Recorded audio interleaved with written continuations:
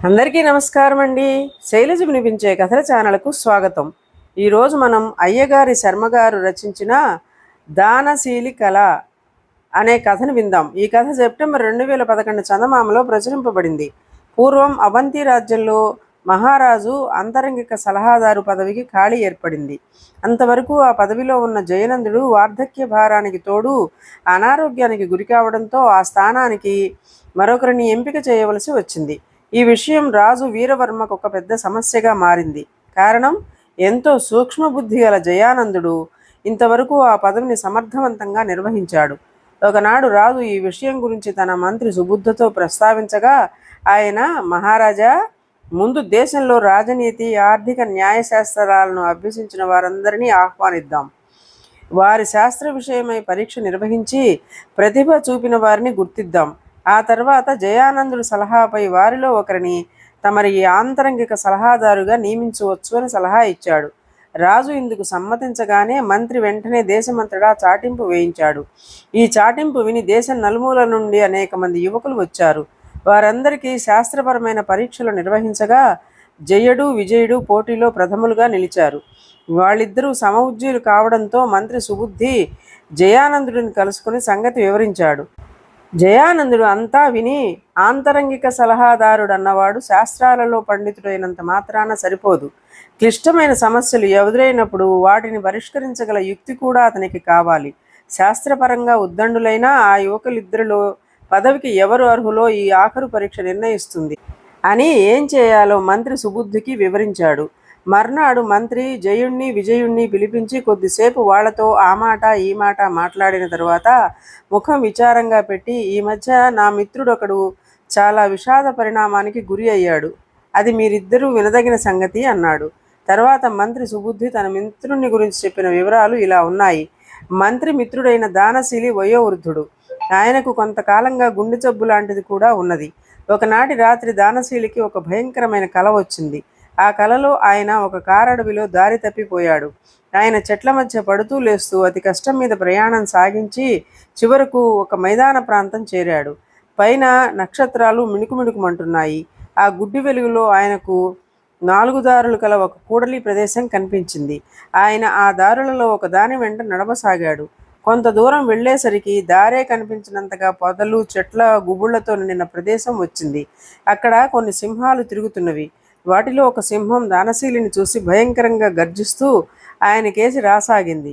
దానశీలి ప్రాణభయంతో వెనుదిరిగి పరిగెత్తి కొంతసేపటికి కాలిదారుల కూడలికి చేరాడు. సింహం జాడలేదు. ఆయన అలసట తీర్చుకున్నాక రెండో దారి వెంట నడవసాగాడు. కొంత దూరం వెళ్ళాక ఆయనకు పెద్ద వెలుగు కనిపించింది. దానశీలి ఒక పొదచాటుకు చేరి ఆ వెలుగు వస్తున్న వైపుకు చూశాడు. ఆ ప్రదేశంలో అనేకమైన పెద్ద పెద్ద పుట్టలున్నవి. వాటిపై కాలసర్పాలు పడగలు విప్పి ఆడుతున్నవి. ఆ పడగలపై ఉన్న మణులు కాంతులు విరజిమ్ముతూ ప్రకాశిస్తున్నవి. ఆశ్చర్యంతో ఆ దృశ్యాన్ని చూస్తున్న దానశీలిని పుట్టల మధ్య ఆడుతున్న 5 తలల మహాసర్పం ఒకటి చూసి బుసలు కొడుతూ అమిత వేగంతో ఆయన కేసి రాసాగింది. ఆయన గిరుక్కును వెనుదిరిగి శక్తి కొలది పరిగెత్తి తిరిగి 4 దారుల కూడలిని చేరాడు. మహాసర్పం జాడలేదు. ఈసారి దానశీలుడు 3వ దారి గుండా నడవసాగాడు. కొంత దూరం వెళ్ళాక ఆ దారి ఒక కొండ దగ్గర ఆగిపోయింది. ఆ ప్రదేశాన ఆయనకు కొన్ని మానవ కంకాళాలు కనిపించాయి. కీడును శంకించిన దానశీలి వెనుదిరిగే లోపలే దాపులో ఉన్న గుహలో నుంచి భయంకరాకారుడైన రాక్షసుడు ఒకడు ముక్కు పుటాలు ఎగరవేస్తూ బయటికి వచ్చాడు.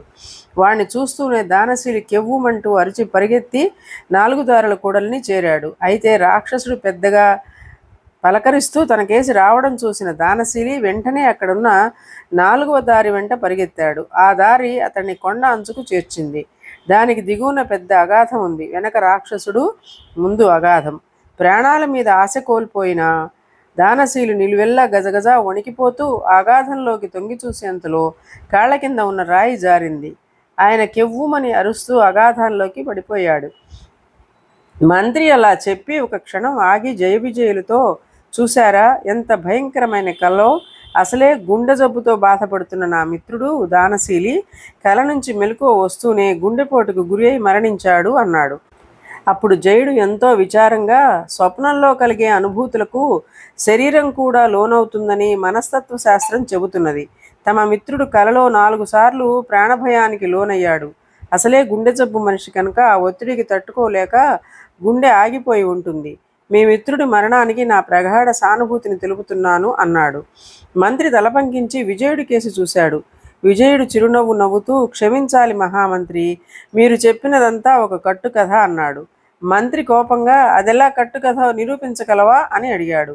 దానికి విజయుడు వినయంగా, మీ మిత్రుడు మెలకు వస్తూనే గుండెపోటుకు గురై వెంటనే చనిపోయినప్పుడు ఆయనకు కల వచ్చిన విషయం మీకు తెలిసే అవకాశం లేదు కదా అన్నాడు.